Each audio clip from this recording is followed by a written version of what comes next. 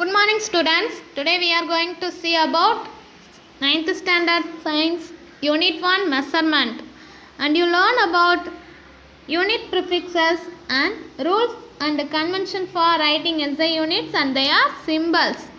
ஓகேங்களா? ஓகே லிசன்மா. போன வீடியோ கிளாஸில் நம்ம என்ன பார்த்தோம் அப்படின்னா ஃபண்டமெண்டல் குவான்டிட்டிஸ் அண்ட் யூனிட்ஸ் அதோட எக்ஸ்பிளனேஷன் பற்றி பார்த்தோம் இல்லைங்களா? Now you learn about unit prefixes. Unit prefixes அதாவது அலகுக்கான முன்னீடுகள் அப்படின்னு சொல்லி சொல்லுவோம். ஓகேங்களா? பாருங்கள், unit prefixes are the symbols placed before the symbol of a unit to specify the order of magnitude of the quantity. அதாவது அந்த அலகுகள் சொல்கிறோம் இல்லையா, அந்த அலகுகளுக்கான முன்னீடுகள் அப்படின்றது என்ன, ஒரு அளவீட்டோட எண் அளவை குறிப்பதற்காக ஒரு அலகோட குறியீட்டுக்கு முன்பாக எழுதக்கூடிய அந்த குறியீடுகளை தான் சொல்கிறோம். ஓகேங்களா? And they are useful to express very large and very small quantities. So அது வந்து மிகப்பெரிய அல்லது மிகச்சிறிய அளவுகளை வந்துட்டு குறிக்க பயன்படுது. சரிங்களா? and K is the unit prefix in the unit kilometer. இப்போ K அப்படின்றது என்ன, கிலோ அப்படின்றதுக்கான முன்னீடு அப்படின்னு சொல்லி சொல்கிறோம். அதே மாதிரி கிலோமீட்டர் சொல்கிறோம் இல்லையா, KM அப்படின்னு சொல்லி சொல்லுவோம். ஓகேங்களா? So, a unit prefix stands for a specific positive or negative power of 10. Some unit prefixes are given in the table. அதாவது இப்போ ஒரு சில அலகுகளுக்கு எடுத்துக்கிறோம் இல்லையா, அதில் வந்துட்டு இப்போ 10ஓட முன்னீடு அப்படின்னு சொல்லி பார்த்தோம் அப்படின்னா 10 அடுக்கில் உள்ள நேர்குறி அல்லது எதிர்குறி எண்ணை குறிக்கக்கூடியதான், அதாவது பாசிட்டிவ் அண்டு நெகட்டிவ் பவரை வந்துட்டு குறிக்கக்கூடியதான் இருக்கும். ஸோ ஒரு சில அலகுகளான முன்னீடுகளை வந்துட்டு இங்கே டேபிளில் 1.6 வந்துட்டு கொடுத்துருக்காங்க. சரிங்களா? பாருங்கள்,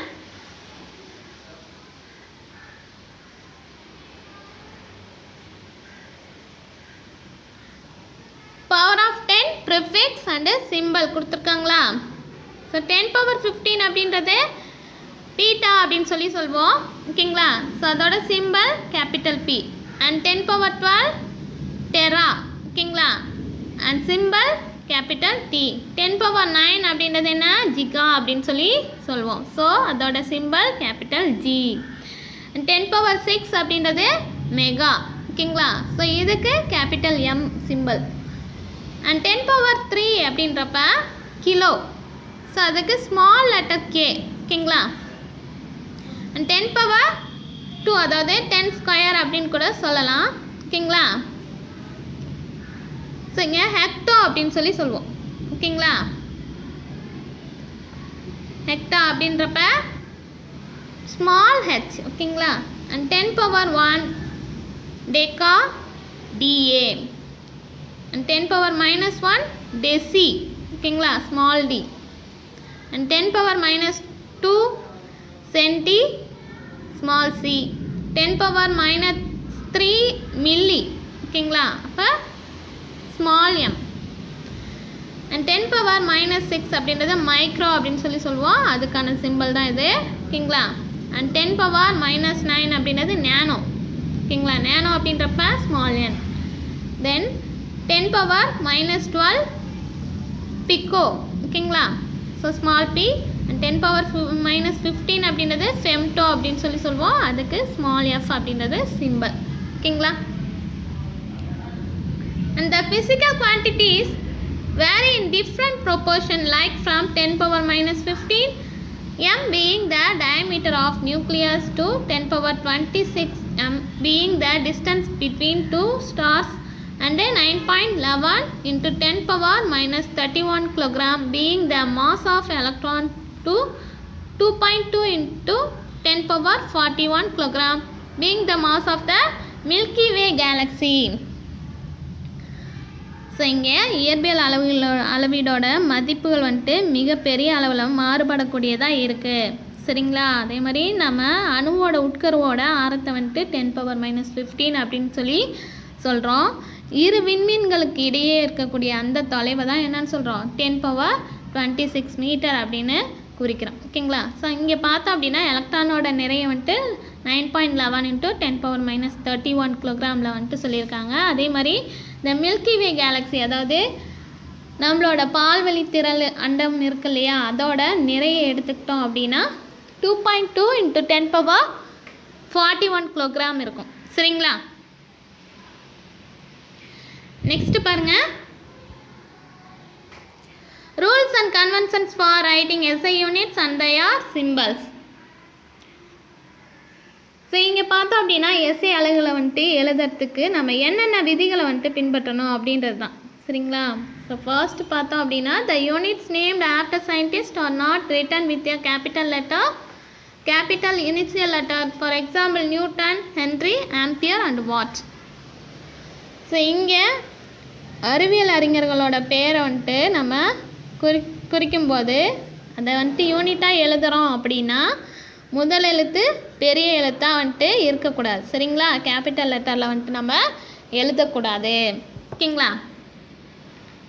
நெக்ஸ்ட் பார்த்தீங்க அப்படின்னா the symbols of the units named after scientists should be written by the initial capital letter. For example, capital N for Newton, capital H for Henry and capital A for Ampere and W for Watt. ஓகேங்களா? அதாவது அறிவியல் அறிஞர்களோட பெயர்களை வந்துட்டு குறிப்பிடும்போது அந்த அலகுகளோட குறியீடுகள் வந்துட்டு நம்ம எழுதுவோம் இல்லையா, ஸோ அந்த மாதிரி எழுதும்போது பெரிய எழுத்தால் வந்துட்டு எழுதணும். சரிங்களா? இப்போ நியூட்டன் அப்படின்னா கேபிட்டல் என் அப்படின்னு சொல்லி அந்த சிம்பிளை வந்துட்டு நம்ம மென்ஷன் பண்ணலாம். ஓகேங்களா? And small letters are used as symbols for units not derived from a proper noun. For example, small m for meter, kg for kilogram. இப்போ குறிப்பிட்ட பெயரால் வழங்கப்படாத அலகுகளோட குறியீடுகளை வந்துட்டு நம்ம என்ன பண்ணலாம், சிறிய எழுத்தால் வந்துட்டு எழுதணும். அதாவது ஸ்மால் லெட்டரில் வந்துட்டு நம்ம எழுதணும். இப்போ மீட்டர் அப்படின்றத வந்துட்டு என்ன பண்ணலாம், ஸ்மால் லெட்டர் எம் அந்த மாதிரி மென்ஷன் பண்ணலாம். கிலோகிராம் அப்படின்றத ஸ்மால் கேஜி இருக்கு இல்லையா, ஸோ அந்த மாதிரி மென்ஷன் பண்ணலாம். ஓகேங்களா? ஃபோர்த் பாயிண்ட் பாருங்க, no full stop or other punctuation marks should be used within or at the end of symbols. For example, 50 meter and not as 50 meter. இப்போ அலகுகளோட குறியீடுகளை வந்துட்டு இறுதியிலையோ அல்லது இடையிலையோ வந்துட்டு இந்த ஃபுல் ஸ்டாப்பை நம்ம யூஸ் பண்ணவே கூடாது. சரியா? ஸோ இங்கே இருக்க மாதிரி 50m லாஸ்ட்டாக புள்ளி வச்சுருக்காங்க இல்லையா, அந்த மாதிரி எழுதக்கூடாது. சரிங்களா? யூனிட்ஸை யூஸ் பண்ணும்போது லாஸ்ட்டாக புள்ளி வைக்கக்கூடாது.